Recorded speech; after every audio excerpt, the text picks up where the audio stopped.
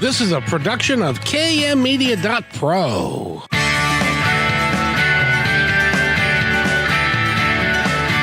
Welcome back to Positive Talk Radio. Our goal is simple: to explore evolving ideas one conversation at a time. So come on over into our world. I know you'll like it, because on today's show... And do you have intimacy in your life? Do you have quality intimacy in your life? Is that something that you are dying to, well, not necessarily dying to have, but is that something you really miss? Well, we have a show for you today that I think that you're really, really going to enjoy. Amy Culler is with us. She's the world-renowned intimacy coach, and she's going to be joining us in just a second. But before I go there, I have to talk to Eric real quick. I understand the weather's going to be awesome this in the going forward for the week. I think it's already awesome. We've got sunshine and 73 degrees. And in my little hole all day. I can't. You got to step outside and enjoy life every so often, Kevin.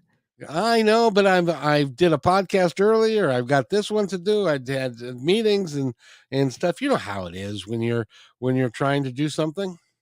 You're a busy dude, that's for sure. But yeah, if you got a chance to step out in the next few days, we've got sunshine tomorrow, Friday, Saturday. Sunday looks like we might have that rain moving back in, but 3-4 days here of nice weather in the upper 70s and sunshine for, mid-September. You can't beat it. Boy, I thought it was just the 1st of September. Now it's the mid time is just flying by. Anyway, the 13th, believe it or not. Anyway, if you've got questions for Amy Culler, the intimacy coach, you certainly can give us a call. And Eric, you can talk to Eric, which is a pleasure unto itself. All right. Don't know what to say after that. But I want to thank you, Eric, for doing the show. This is KKNW. We also do the show at noon on Friday and also on Kixie at 3 on Friday. And so I hope that you'll enjoy and join us for those shows as well. We always have something interesting going on, and today's no exception. So Amy Culler is with us. She is the intimacy coach. Amy, how you doing? I'm great. Thanks. So glad to be here. Thanks for having me, Kevin. All the time. I wouldn't have it any other way. You've been on a number of times, and we've talked about a number of issues. And so we can continue to go down that road. But first of all, let's explore a little bit about what does Amy do and why does Amy do it? Okay. I help couples who are dealing specifically with intimacy issues or the silence that's brought on by conditions like erectile dysfunction or literally things that are hindering them from having great intimacy in the bedroom, which affects how you connect outside of the bedroom or a lack of intimacy, so that they can feel connected and secure that they're going to be able to grow old together and they're not missing out on the best part of life, their love life. I love what you do, and you're working with singles, couples, all kinds of folks to help them understand a little bit better about themselves, right? Yeah, you know what? I talk to everybody, and I have a book that's written for singles and couples, but I have a program that is specifically for couples because it's the dynamic of couples. It's once you make the team that you really learn how to play baseball. You don't learn how to be on a baseball team until you make the team. So that's how I feel about relationships. You don't actually get to learn and practice about intimacy and get really good at it until you've got a partner. And then what happens is you get with a partner and you're going, our intimacy sucks. I must be with the wrong partner. And that's why I'm here, because I see that happening all the time. People get with somebody because you love them. And you were like, life is hard, but I'm going to love doing life with you. So you pick your partner. And then without a plan or anything, you expect love to just happen on its own. But love doesn't just happen on its own. You have to make it. So I help people make the love so that they can feel the love. Exactly. Now, I wanted to touch bases with you on this because I think that it happens to a lot of folks. When you grow up in a household that doesn't have a great deal of love, uh, Mm, as, uh, when your mother and your father, you don't see them hugging, you don't see them really being in touch with one another. They're off doing their own lives, and your brothers and sisters and you don't necessarily get along, and hugging is not ever done by any member of the family. It's not mm, something that we do. It's just and and there are lots and lots of families that grow up like that. And then when you hook up with somebody, who came from a identical or a close to background, and you don't know what intimacy is or love actually is either, how do you help two people who neither of which has any idea really deep down what intimacy and love is? How do mm. you help them get over that? I love that. People come to me and they say, we didn't talk about this in my family. There must have been too much shame. And I didn't have role models when it comes to this. And that's also why I exist, because none of us did. Like I say, even if you had parents and your parents had a great relationship and they were playful and touching each other and kissing each other and affectionate and you could see them hugging, even then you still didn't see the practice that went into the game. Just like when you go see a football game, you don't see the practice that went on in private. So none of Right. us actually has, even the people who came from a great family where they could see those things demonstrated, still didn't know how to get there, but they knew what it looked like. So those of us, I'll put myself in that category, who did not have, who didn't have families or didn't get a lot of touch or that stuff is uncomfortable. And I would say to them, and now you have chosen somebody where you're going to do intimacy with. And intimacy, literally means out of your comfort zone. So it's that vulnerable place of yourself, and you get to practice it. This is the person I trust, and I'm going to practice it. And in my program, I literally start step by step. You think you're supposed to know what you're doing. And that's the problem. Those two people who got together and their families didn't, or one of them did, they think they're supposed to know how to do these things. They think it's supposed to come naturally. They're supposed to know how to hug. They're supposed to know how to kiss. But I mean, so many people are like, I don't like the way my partner kisses me. I don't like the way my partner hugs me. Well, I teach you how to find out how you like it, how they like it, by learning different things, by tiny little exercises that are so much fun. And it's what builds the intimacy. It's like, oh, we're finally doing this. Oh, this is easy. And I make it super safe. Also, how does it work? Because I don't see how I don't know how it does. How does it work when up to a certain point in your life, sex is bad, Mm, intimacy is bad? Don't you be doing that. You have to wait till you're married before you can do that. So doing what you're doing or contemplating what you're doing is bad. And then mm, suddenly mm. you go to this ceremony and you have this moment in time when everybody celebrates you and your best man looks at you and says, I know what you're going to be doing tonight. And you don't understand what that means really, or how to then, how do you, when your whole life you've been taught and trained to not exercise it and to turn it off, how all of a sudden in one day's time, from an afternoon at a 4 o'clock, 5 o'clock wedding until bedtime that night, all of a sudden you're magically supposed to get it and understand it all? How does that work? And that is different programming. I love that question because I see this one all the time. I work with a lot of religious couples and all kinds of different religions and family and cultures. I have clients all over the world. So I'm going to go to an extreme because it's fun to look at. And this is a couple and they're in their early 20s. And the reason that they came to me was because her new husband, they're newlyweds, and he told her that she was frigid And I when she said that to me, she's going, "Help, my husband says I'm frigid." I'm like, "What does that even mean?" And she's like, "He says I don't like sex." And I'm like, "Well, how could you know that you don't like sex? You've never had sex you liked." And what it was for them is exactly what you were saying. Sex is bad. Boys are dangerous. You're not supposed to like it. Stay away from boys. Stay away from sex. That was her whole life message.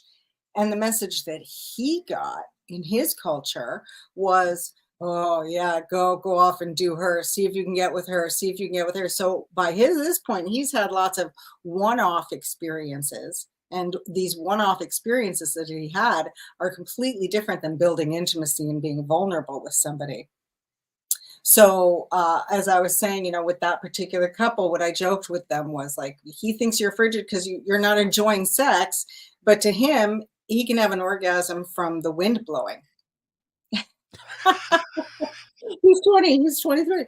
So so with that couple where it's not bad, what I say to them is that you wanted to protect yourself. You had these belief systems of sex is bad because it has consequences that are larger than you could understand until you're in a relationship.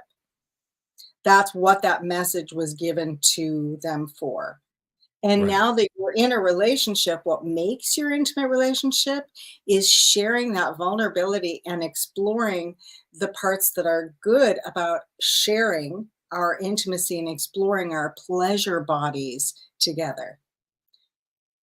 So That's I gotta would be frame it. Mhm. yeah, I was just thinking, being a guy, I remember what it was like being in my early 20s and late teens and that kind of stuff, and we had a different w w guys had a different, libido strength and what we wanted to get done, and so ours was pursuing people and pursuing the opposite sex, and the others were trying to protect themselves. Now this goes back to the '70s, I think it's different a little bit today, Yes but and no. I mean, yeah. I agree with you, and I think it's also a lot the same today. So yeah. Yeah, and they're not nobody took these women aside and said, "Okay, after the wedding today or next week or next month, this is what's going to happen, and so this is how you need to prepare for it, to understand about it, to then be able to relax and enjoy it because, Oh, it makes it tough." and what I think has to happen, and that's why I'm here, is because I've looked and gone, you know what, there's a whole lesson that's missing, which is how each of them have to go about how do you explore intimacy? How do you explore your body's pleasure? So I've literally in my program, I've written a map for it. Start here, do this, use these tools. This is how you change the experience from what you think is supposed to happen to actually exploring everything that gives you pleasure. So in case I'm just going to share because you know that the sound I work with is mm-hmm. And I've done a Yes. whole TED talk about it and I wrote a book about it and I call it a huddle. I call it the huddle, those little sounds you use. So what I'd say to that young man, because it's not just the girl who needs to know what's going to happen, because if you described what was going to happen to that girl, she'd go, that sounds painful. Uh-huh. It certainly doesn't sound like a really good time. Uh-huh. But and you're saying that she's the one who needs the education. And so what girls are always asking me, young women are going, how do I slow him down? That's what I always say. What they ask, what's the biggest thing I need to know? And I say, you need to know how to slow him down. Yeah. And what I say to guys is you need to know how to slow down from your brain going, I want this, I got to get the girl, which is what you were saying, to, ooh, I'm going to enjoy this and enjoy her, enjoy this moment. So it's a reframing for both of them. Exactly, and I would Mhm. like to now, correct me if I'm wrong, but I would like to say that that is being together in a, relationship that has got great intimacy doesn't happen overnight. It doesn't happen when you come bring somebody home from the bar. It doesn't happen in that respect. It has to do with the intimate love that you have for another human being, and that's not something that you can do casually. Am I wrong in that? Well, what I say is every game is a practice game. Oh, So, makes sense. Yeah. uh-huh. So, I mean, I think that a lot of people go into even a one-off, and they're going, "What can I get out of this?" instead of a shared experience. Right. So, that's the thing that I want people to go for is a shared experience. Just too often what I hear from women is that it feels like somebody's taking something from them. Right. And what I and say to women is when you know what your pleasure is, when you know what makes you go, then you're in there and you're sharing yourself with him instead of somebody getting something from you and they have a goal. They're there to make you go, Then that's empowerment is when you know what makes you purr. And you're Yes. able to receive it and you can find what makes somebody else purr, what makes them huddle. So to me, if you begin as you intend to go on, especially in a relationship, that to me, that's where you have the most growth. Mhm. Yeah. Yeah. No, I can believe that. I was there's a married couple that has a podcast called One Extraordinary Marriage, and they talk about this to a great degree because even Christian married couples, they still have a degree of guilt and a degree of not able to really um, become intimate because of their preconceived notions as to what that means. Does that make sense? It does make sense. I work with churches and I work with, like I said, many religious couples, and that's what I tell them is that I'm just going to go there. The the intimacy is your godliness. That is the form of creation. That is where you truly connect with your highest, higher self. I have renamed sex sharing sensual pleasure. And Oh, as I say, we've come into these bodies for our senses, sight, sound, smell, taste, and touch. And that's the piece that sensual pleasure. Pleasure is the most overlooked element of a great sex life. So if you look at it and go, we're going to spend the rest of our lives finding what gives us pleasure together, and that is what you come into these beautiful bodies for. To me, that is serving God, and that your relationship is your highest self. It is how we heal the world by having love and having boundaries that keep us safe. That's what, if you had to, that's what the church, that's what those boundaries are, is to keep you safe in mind, body, and spirit. So when you make that union for your highest good, you are going, everything that we do in the space of love, hate, dirty, all of it is allowed because we're doing this this is us exploring our being. and if the higher power, if the creator, whoever you call him, didn't want you to have fun, you wouldn't be having any fun. So that's the whole thing. By the way, we're talking with Amy Color. Amycolor.com is where you can go. I've been hogging her all to myself, and I would love to offer an opportunity for you to call in and talk to Amy if you've got a question, if you've got a thought. We'd love to hear from you. And Mhm. the phone numbers to use are 425-373-5527 or 888-298-5569. In the local area again, that's 425-373-5527. So give us a call. Eric will take it, and we can talk to you about any particular issue. Just remember, we've got to keep the FCC happy and not say any words that they don't like. So have to be quiet about that. But Amy, I love to talk to you because now you are in Canada, aren't you?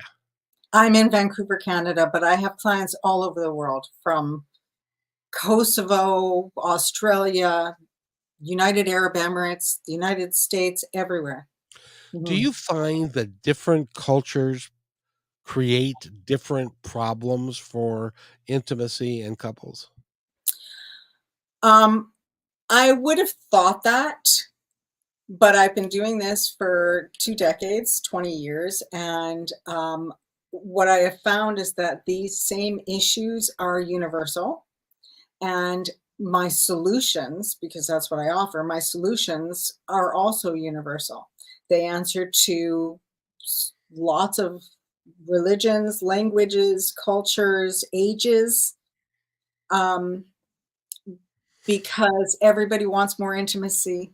And I find every couple, even if they're of every gender mix as well, there's usually, not even usually, I have found there is always one person who wants more physical intimacy and the other person who wants more emotional intimacy.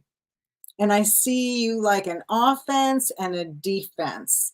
And when you learn to play together, you make a perfect team. So by having certain practices and this huddle of, when you do that together, it's an emotional expression and it's a physical action. So doing it together is very vulnerable. That's why people go, why is this so awkward? Because it's vulnerable. It's weird. You wouldn't do it with just anybody. And that's why it works. Exactly. By the way, also, if you would like to listen to her TED Talk, you can go to um, um, YouTube, obviously. And Mhm. what do they look under on YouTube to get your Or TED Talk? search up Amy Color TED Talk or go to my site at amycolor.com. And I think it's on the opening page. And Hasn't it's that a great introduction. hasn't that been like downloaded like a million times or some silly thing? It's got over 1.2 million views. Congrats. Yeah. Well, the last time we talked, it was like 1.1. So it's resonates with people because it's very important. Intimacy is if you don't feel like you have intimacy with anyone, then you're not living your life to your fullest and your most. I don't know. I guess it's a missing piece, then, isn't it? We are biologically built to be in connection, and we're spiritually built to see ourselves in reflection of somebody who cares about us. So, and I'm going to say, not everybody has intimacy in their life, and I work with couples because that's where it really gets good, and that's where the growth happens. But even for people who don't have a partner, intimacy is still it means familiarity. Are you comfortable with yourself? Can you be comfortable with yourself so that you're comfortable with somebody else? Mhm. So even for people who don't have a partner or don't have an intimate partner, they would get a lot out of my book because I talk about how you can use these sounds, how when you're comfortable with yourself, when you know what makes you go, and you're even comfortable making those sounds, then you're more comfortable and it's easier to be around somebody who's comfortable with themselves. Mhm. Being around somebody who's comfortable with themselves is really they're it's like they're vibrating at a higher level because Mhm. they are comfortable with who they are. And if in some cases, if they choose to be single, if they choose to not have a dating relationship, that doesn't mean that you can't be intimate with people that you know. Maybe not physically, but you certainly can be intimate psychologically, emotionally, and understand them if you're willing to do that. But some of us shut down and we just shut it all off. And Mhm. that seems to me to be a waste of life. And I know you help turn people back on. Yeah, I wrote that down because you brought it up earlier about like where people are almost afraid to get into relationships when nowadays they're afraid to talk to a stranger. Uh-huh. Yeah. And I'd say that the fear of intimacy is, what if I say the wrong thing? What if I do the wrong thing? And there's a message in society right now that I'll have that I say is wrong. That when you get into my fear of real intimacy is that if I get into a relationship, then we're gonna stop being intimate because that's always the case. And that's why I'm here because I looked and went, if this is always the case, why hasn't somebody created a solution? So I created the solution based on studying therapy, studying, people and sexuality and all of the things that hinder our sexuality. And that's why I say we're trying to have sex with our genitals instead of connected and feeling comfortable. And if somebody has a conversation with me, they're like, wow, I felt so comfortable, cared about, and in connection because I'm not thinking about something else. You can tell I'm with you, and that takes practice. So, what I say is that even if you are single, you still get to practice really being with someone else, getting Yes. to know them. Yeah. It's Mhm. and even if you've been quote unquote scarred from previous relationships and just you don't want to go down that, or you're of a certain age that you just don't want to go down that road, but that doesn't mean that you can't have intimate relationships with people that on a casual level and treat people with respect and kindness and with love in your heart. And for some people that's enough, don't you think? I do think, I really do. And the way I describe intimacy is it's the comfort in the space between you. So if you can go out and light up the person at the grocery store, or everybody that you encounter, if you're feeling okay with yourself and you're like, oh, great to see you. I can see you. Uh-huh. Yes. Then you're lighting up the world because not everybody has a partner, or people who've lost their partners shouldn't be going around going, I'm less than because I don't have a partner. Mm-mm. We're talking with Amy Culler, and we are going to address that issue when we come back from this break because I believe that there are too many websites, there are too many people who believe that they are less than whole if they don't have a partner to be with because you are every bit as good as anybody who's ever walked the planet, and you should feel good about who you really are. And we're going to talk about that and how you can emotionally deal with that so that you can then perhaps even be open to being intimate with somebody again. Amy Culler is our guest. Go to amyculler.com, and we'll be right back after these messages. Please stay with us. Hey, PTR loyal listener. First, thanks for being in my dream. And second, I have a new concept in business to share with you. It's called socialpreneurship. So, what's that? Well, it's the idea that any company designates all profits beyond expenses to be awarded to a local or international charity or project which is working to achieve good in the world. KM Media is such a company. We believe that it's important for us to give back whenever possible and to make great things happen. So I hope you'll join us in creating this new business model that will positively impact all of us. In the next few weeks, we will lay out the plan and begin our fundraising efforts. So stay tuned for more details right here on Positive Talk Radio.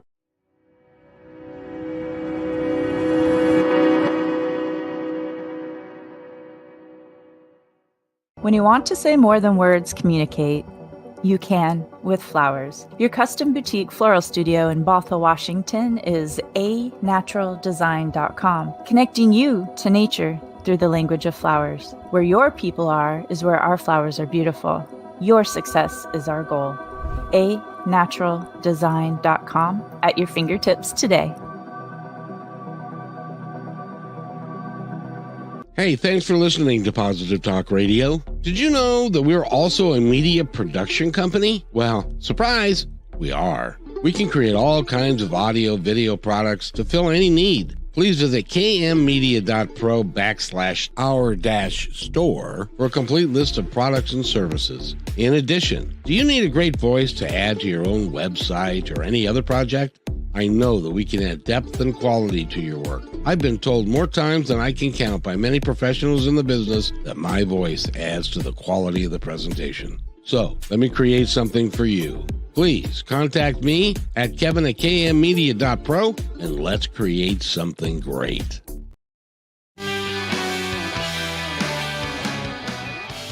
And welcome back to Positive Talk Radio. We are talking with our intimacy coach. She's been on the show before and is most liable to be on the show again if she'll have me.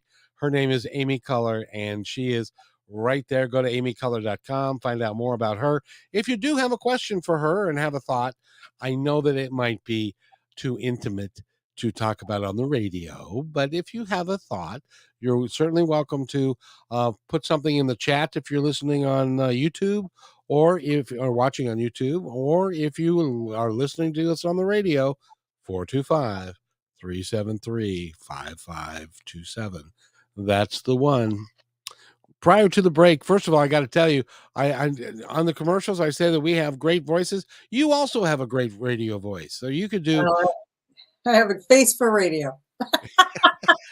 No, I do, but I wanted to ask you because there's so many folks that they split up, or their spouse passes away, or they have a bad relationship, and so they immediately want to jump into something else because of they don't feel complete. And I've heard this in movies, as a matter of fact. Tom Cruise said this when he says, "You," I forget the name of the movie, but it's "You complete me." Well, Mhm. but aren't we complete unto ourselves? Here's how I see it. I'm going to put it on science terms for you. We are batteries. And when we connect with somebody else, we can get a lot more done. That's true. When we're a battery, we have to recharge ourselves. So I use this huddle sound, and the way that you recharge yourself is by intention and vibration. I'm giving you the biology of it. So you can, even when you're alone, I want people to huddle going, It's how you charge yourself up. And in my program, I take people through even so that they're recharging all their sexual energy so that you feel alive and delicious. Because what happens is you start to go, oh, but nobody loves me. So that's what to me why I teach self-love. And that's how I teach self-love is what are you doing for yourself? People think self-love is about getting your nails done or having a bath. Can you recharge yourself? Can you send yourself that? Because that's what I want you to send to a partner when you love them. And what happens is that we go through life and we're recharging, we're recharging, we're recharging. But when you're with somebody else, it lights you up because it gives you energy. And we're two batteries.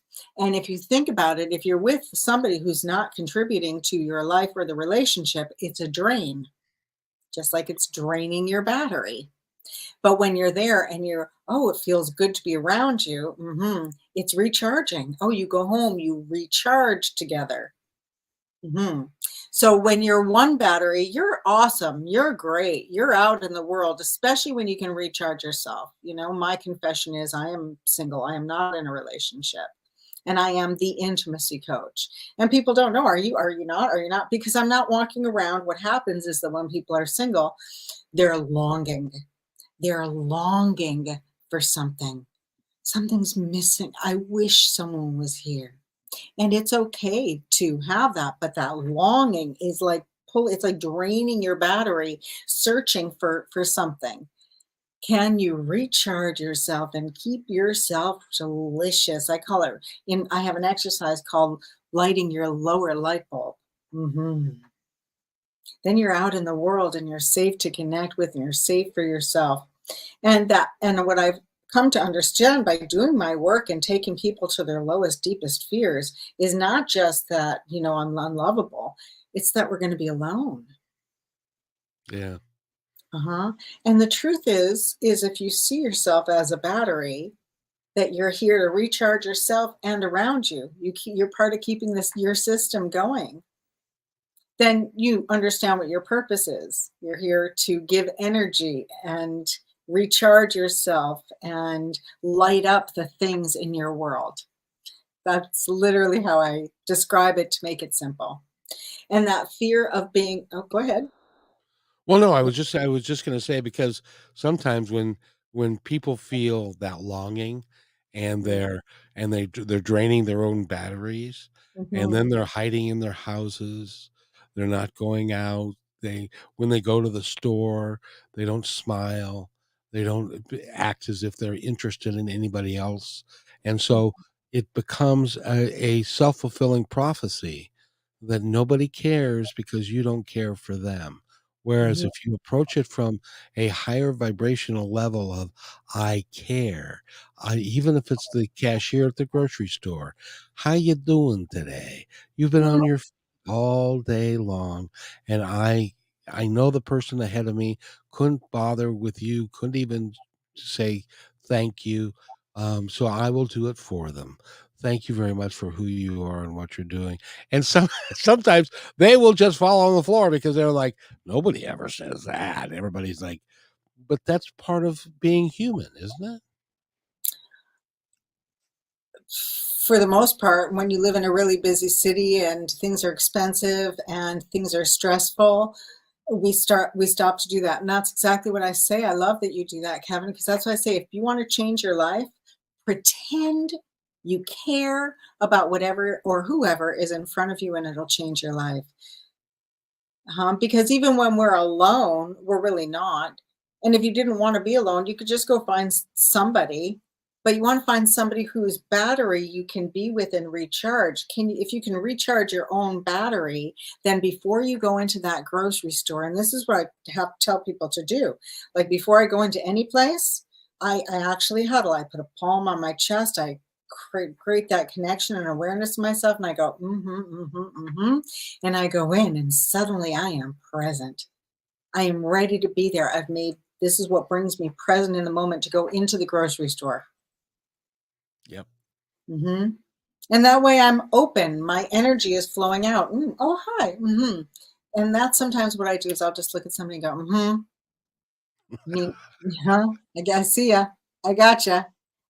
I gotcha. I saw that those eggs were $7. It ain't their fault. They didn't price them. They didn't grow them. They didn't do any of that, but we tend to blame them for it. And in any event, one of the favorite stories that I like to tell is that I drove a bus for 12 years. I don't know if you've ridden a bus lately, Oh, yeah. but oftentimes, riding a bus is not a positive experience because nobody, honestly, when I was in the restaurant business, people wanted to go to the restaurant. They liked the food. They wanted the camaraderie. They enjoyed being there. Nobody likes getting on a bus when the next person next to you may have a odor problem or you're not feeling 100% safe. But driving a bus for that length of time taught me an important lesson, and that is I could change the entire energy of the bus based upon my behavior. If I, as a bus driver, was being negative and being difficult and was yelling at people and pay your fare and and all that stuff, or if I treated them like, "Hi, how you doing? Nice to see you today. Welcome to the bus. Welcome to being," and they don't hear that very much, and it changes everything about the experience that they have on the bus, and we can do that with our partner intimately, and that's what your book talks about a great deal. Right. And what is it that you're bringing? And so, I'm going to share this because it's my topic of the week, which is what makes a great couple is not compatibility, but the ability to regulate yourself and each other. And that means to even care about yourself so that you're not barking at the person at the grocery store. So can you regulate yourself so that you're not yelling at that person in front of you or responding to that person who yells at you? Exactly. And isn't it an art form to learn how to do that? Yes, and that's what I teach, how to go, because it's learn how you regulate yourself and each other. Oh, oh, oh, Even while somebody's talking, if somebody's yelling, so I'll share this. If somebody's yelling at you, especially in relationships, if somebody loses their cool, that other person just, or somebody will say, well, I'm listening. So what I invite people to do is while somebody's having a mood or expressing themselves, illustratively, that you stay in connection with them by using these huddle sounds, by going, ooh, oh, oh, and matching their frequency. So if somebody's yelling and angry, you're going, aha, oh, oh, oh, yeah, I yeah. yes, indeed, and I get that, and by the way, I know that if you're in a relationship and there is a lot of arguing going on and there's a lot of physical abuse or mental abuse and that kind of stuff. That's not what we're talking about here. We're so Amy, address that if you would. If you're in a relationship where there's heated passion, the reason that it tends to get physical is because that one person does not feel met, seen, and they have nothing to come up against. And so they're trying to elicit a reaction from their partner because they don't feel like they're getting any reaction. They're just losing it because they don't feel contained. And that's why I say, can you contain yourself? So if your partner is acting out and your initial response is to be fearful of it, then that means that you're not in it with your partner. They're having an emotion, and instead of you being able to be okay with your partner, they're scared. So for example, somebody said, a colleague, if you will, posted that a woman can't be her joyous, happy self if her husband is angry. And I said, a woman needs to be okay with her husband in anger. She needs to go, okay, oh, you're angry. Oh, what are you angry about? I don't blame you. Okay, I get it. You're angry. So if you see your partner and having a mood and you're going, stop that mood, even if it's like, why are you so excited? Calm down. I don't want to calm down when I'm excited. I want you to be safe. Well, she's never happy. Okay, can you be with her when she's not happy? Are you able to be with your partner in any mood?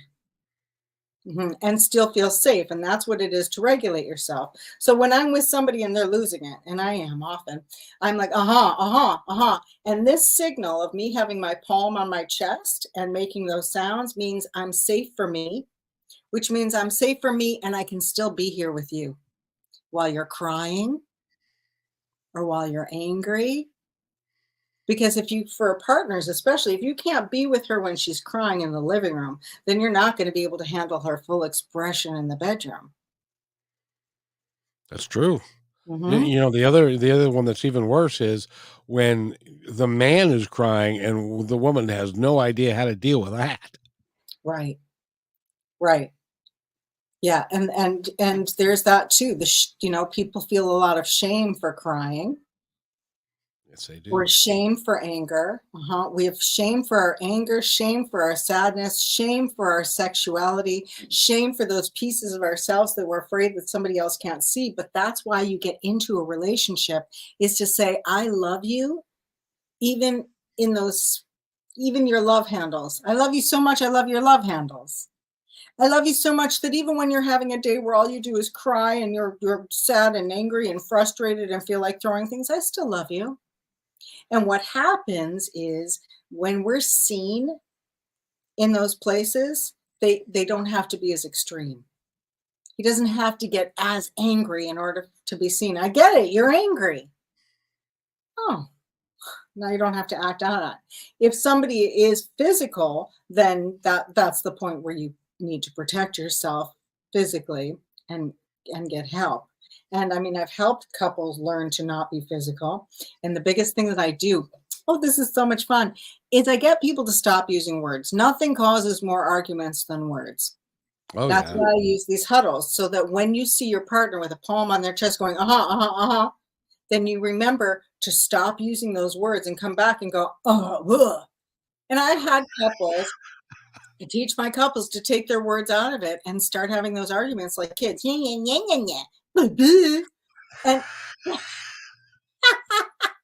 and it works because you're letting your emotions out without using harmful words. And And words can be the most hurtful thing. you can't take them back.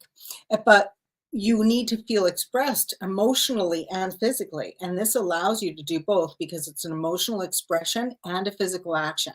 So when you're going, you're letting it out and you feel heard. So when I work with couples and I get them to do that, they're like, God, that was so good. I feel heard. And sometimes they're crying afterwards and they didn't even say any words, but they finally got it out. What's interesting about that is that it's if you can figure out a way to first of all, it's hard to argue with somebody who agrees with you. Mm. It's like, I don't like the way that you load the dishwasher. Well, you're right. I probably could do it better. Now what do I say? Because now it doesn't matter. She agrees with me. So now I say, well, I'll work on help. Whatever it is. So it's interesting. And another way to say that, if I may, because it's the piece of me You're that the is, expert. I'm not. I'm Go a for coach, it. so I'm annoying. So if you have to criticize the way your partner does the dishwasher, this is how you do it. You say, when you load the dishwasher in that haphazard manner, it bothers me because some dishes don't get clean, or I have to go back and redo it because I know they won't get clean. But if you say, when you do this, I feel this. When you do this, I have to do this. Instead of going, you do the dishwasher wrong, because you're not doing it wrong. You're doing it your way. You don't know my point of view. Yeah, and my mother taught me how to load the dishwasher, and I've been doing this for 40 years, and now you're coming here telling me I'm doing it wrong. How could you be so thoughtless? Mm-hmm.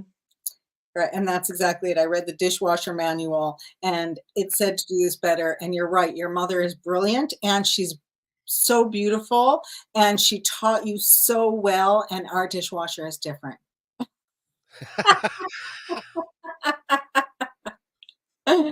I gotta ask you this. What is the most, when somebody comes to see you, what is the most silly argument that you can think of that a couple would come to you with that you were able to resolve for them? In my TED talk, I joke, I have a running line through the whole thing. It's very funny. If you haven't seen it, go here, see it. I have a running line about talking about who takes out the trash, because it is one of the most common things that couples argue about. And it is the ultimate, because when you have a great intimate life, you don't argue about who takes out the trash. Mhm. True. So to me, that is the biggest argument that I hear is about the trash. That's the silliest of what those things are.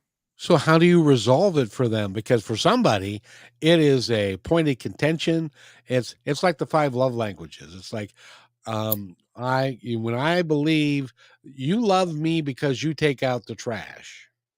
And Mhm. that's my love language, and his love language or hers might be, I love you because, or you love me when you bring me flowers, and he don't bring me flowers anymore. And I wish I could sing. You can sing better than that.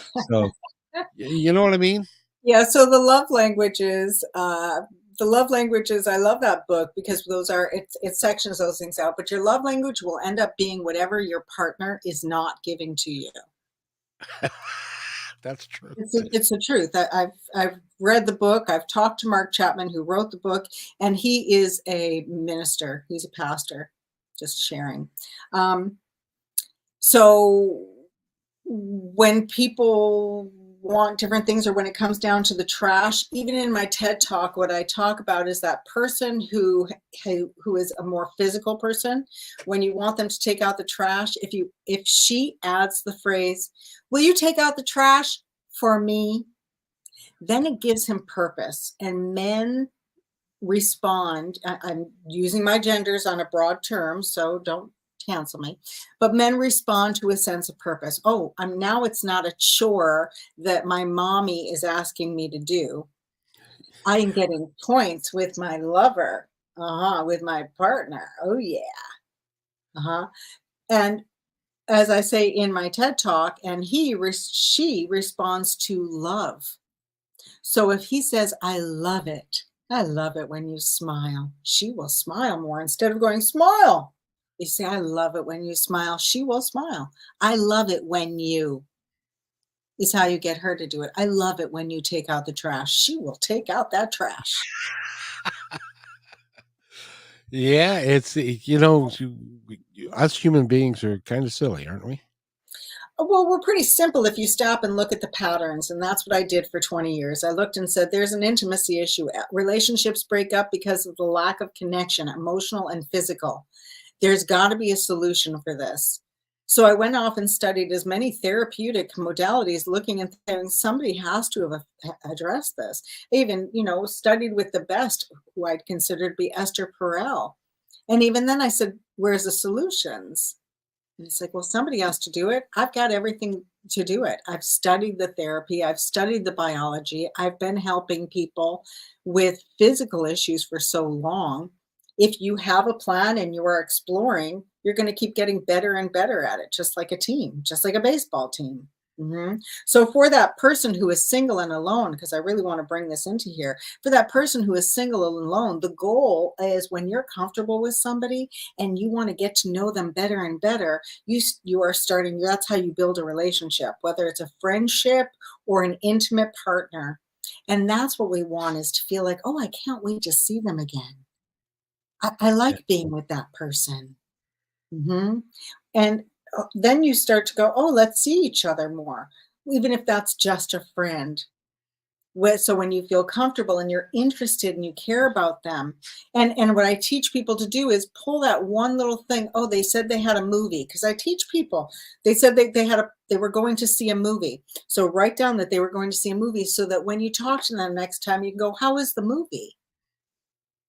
Because I've literally talked to people who do not know how to care about somebody else, but by giving them, ask them about this, make a note about this. And when you're with them intimately, make sure you do something weird, like nibble on the inside of their arm, so that afterwards, Heather, something intentional. that is most certainly original. I will give you that.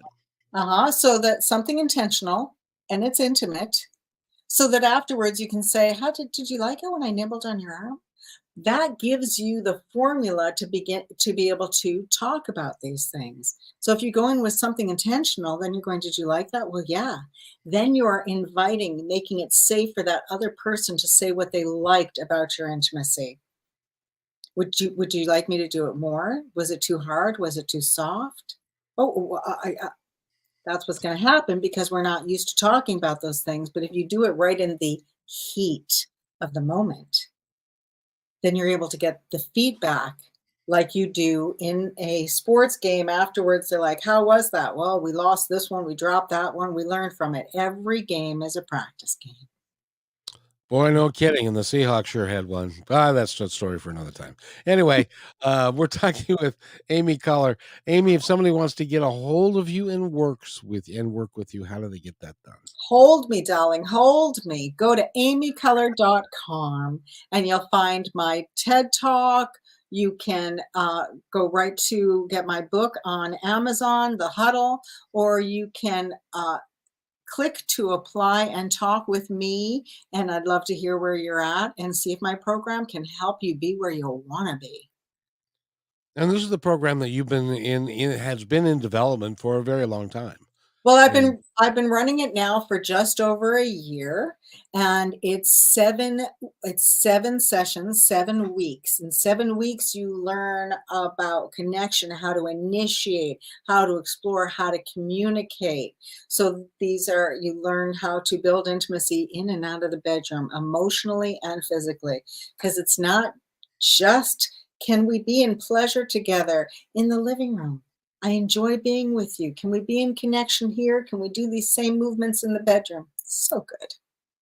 indeed, indeed. Again, Amy Collar has been our guest, and I really enjoy talking with you. And your advice is really spot on, and it's down to earth. It's not Mhm, airy fairy and all that stuff. It's mhm, how to, and I love when you start talking about the sounds that you do mhm, that can become very. It was interesting in the last show. I was talking with a lady that had been her and her husband were on a 26-foot sailboat for 30 years. And we had that conversation. How do you get together and sit with somebody and be on the same boat in the same space for 30 years? And she says, you give and take and you learn and we love each other and we care. And sometimes you just have to shut up. And so other times you can do others, but it's kind of a waltz. It's a great dance that people do. mm. And again, Amy Color, last thing before we go. Thank you for having me. It's time for real love. It's time to feel secure with the ones that we love and the connection, and know that we can grow old together, because that's why we're here. They're trying to separate us, but we're here. So And please go find out. Let's talk. and that's amycolor.com. And if you do that, I think you'll be more than pleased with her. And by the way, Mitch was Mitch was supposed to be here today, as our co-host, and I forgot to give him the link. So that's what happens when you get old like me. So in any event, I'd like to thank everybody for being here. And Amy Color, go to amycolor.com. It's great to have you. And will you come back and see me again? Gladly. I love hanging out with you, Kevin. It's great fun, and hopefully we have given somebody some insight and some help that they can understand that it's okay to go talk to somebody about some of these issues. Mm-hmm. Can't Absolutely. do it all ourselves. So thank you, Amy. Thank you, everybody, for listening. Have a great day, everybody. And by the way, be kind to one another, because each other's all we've got. We'll see you Friday at noon.